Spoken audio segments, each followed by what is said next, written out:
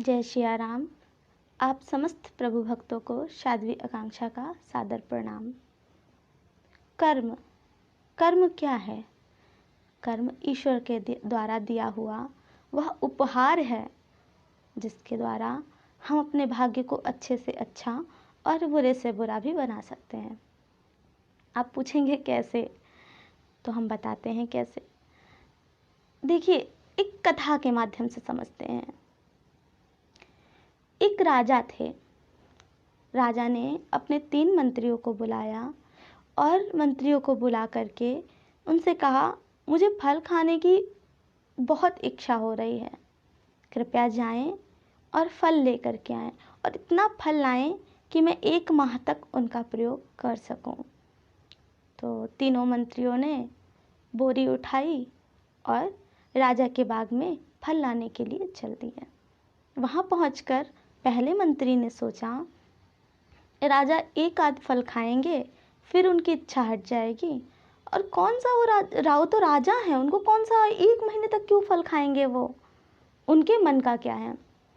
तो उसने सोचा, जो मुझे कर्म दिया गया है उस कर्म को तो मैं कर लूँ, लेकिन वो तो बोरी भरी हुई देखेंगे तो मैं बोरी भर लेता हूँ।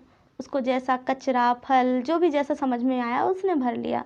कुछ अच्छे फल रखे, बाकी सब बोरी में कचरा पत्ता सब रख दिया और बोरी भर ली। उसकी बोरी बहुत जल्दी भर गई। दूसरे मंत्री ने सोचा, राजा हद से हद 2 दिन 4 दिन फल खाएंगे और इतना मेहनत करने का क्या मतलब है। उसने जो भी उसको फल मिला, जैसा भी सड़ा गला पका जो भी फल मिला, उसने उन सभी फलों को बोरी में रख लिया। तीसरे मंत्री ने सोचा कि मुझे तो एक कर्म मिला है, एक काम, राजा की आज्ञा, मेरा तो कर्म है उसे पूर्ण करना।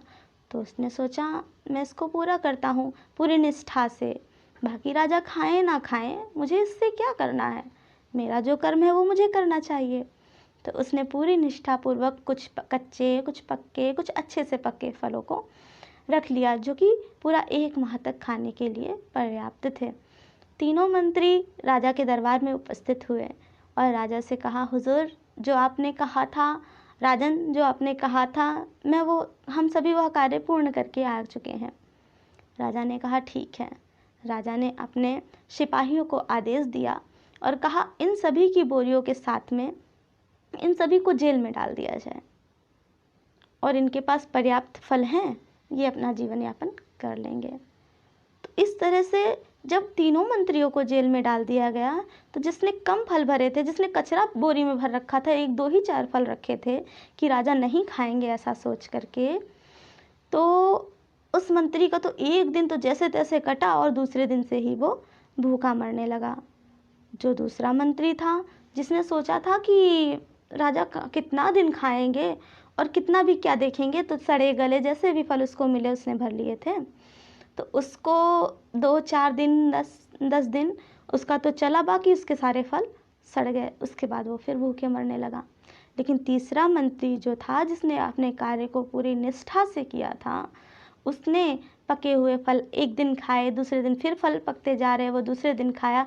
इस प्रकार वो जो कच्चे फल लाए थे उसके अंतिम माह तक चले, माह के अंतिम दिन तक चले, और वह उसी प्रकार हष्ट पुष्ट रहा।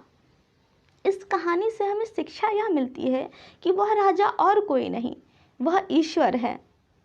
इसने हमें जीवन रूपी बोरी दी है, इसमें हमें क्या भरना है, क्या नहीं भरना है, यह पूर्णतः हम पर निर्भर करता है।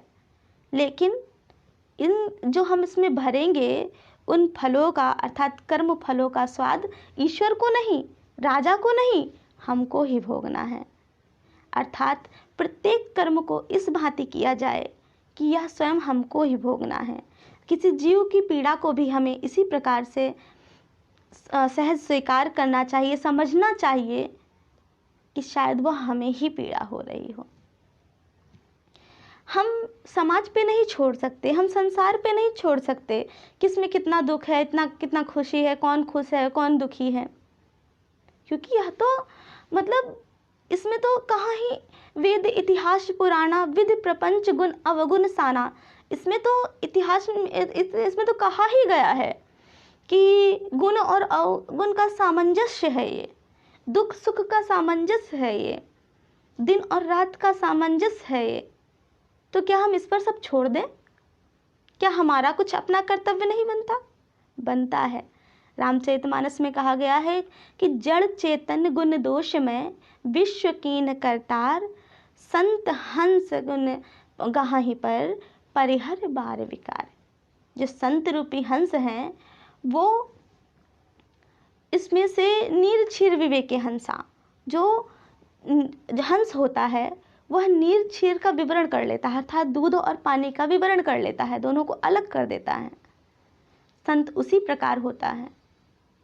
साधु ऐसा चाहिए जैसा सूप स्वभाव, सार सार को गही करे और थोथा दे उड़ाए। अर्थात साधु क्या, संत क्या? संत वो होता है सज्जन, अर्थात जिसके अंदर सज्जनता पूर्णता है, जिसने सत्संग किया है वो संत है। और जिसने सत्संग किया है उसके जीवन में विकार नहीं हो सकते, क्योंकि वह विकारों पर विजय प्राप्त कर लेता है। तो हम कर्मों की बात कर रहे थे। हमारे पास विश्व में सब कुछ है, गुण दोष, दिन रात और पूर्णिमा अमावस्या, सब कुछ है। तो हमको क्या चाहिए? हमको अच्छा अच्छा ग्रहण करना चाहिए और बुराई को छोड़ देना चाहिए। यह हमें दोष देकर नहीं छोड़ना चाहिए कि सब संसार में गलत है, मेरे साथ भी गलत हो रहा है। ऐसा नहीं है, सब कुछ है। यह हम पर निर्भर करता है कि हम उठाते क्या हैं। जैसे उन 3 मंत्रियों में से किसी ने क्या उठाया, किसी ने क्या उठाया, और तीसरे मंत्री ने अपने कर्तव्य को अपनी निष्ठा से किया और उसका परिणाम उसको मिला कि वह पूर्णतः स्वस्थ था। तो उसी प्रकार आप भी अपने कर्मों को निष्ठापूर्वक निर्वाह कीजिए। बाकी फल देना तो परमात्मा की इच्छा के अनुसार होता है, और फल भी वही मिलेगा जो हम कर्म करेंगे। जो हमने इस जीवन रूपी बोरी में भरा है उन्हीं कर्मों का परिणाम तो हम भोगेंगे। इसी के साथ में जय श्री राम।